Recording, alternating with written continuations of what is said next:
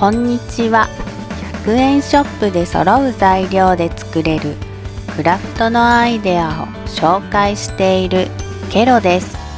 いつもご視聴ありがとうございます。最近ケロ夫の出張が多く、1週間に 1,2 回くらいしか顔を合わせません。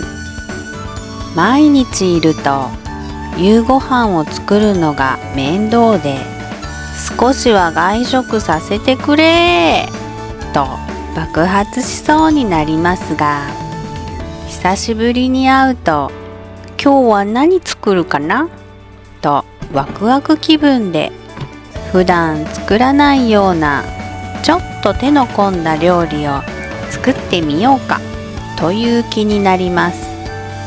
結婚当初から単身赴任が多く、一人でいることに慣れているケロには、このくらいが心の安定を保つにはベストなんだと思います。心に余裕があると家事もはかどりますよね。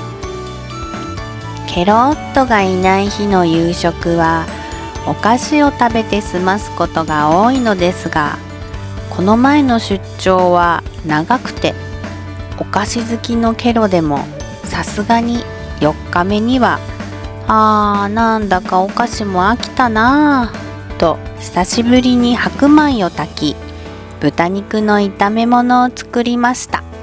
うまい。久しぶりの白米とタンパク質は最高に美味しかった。やばい。食欲の秋到来。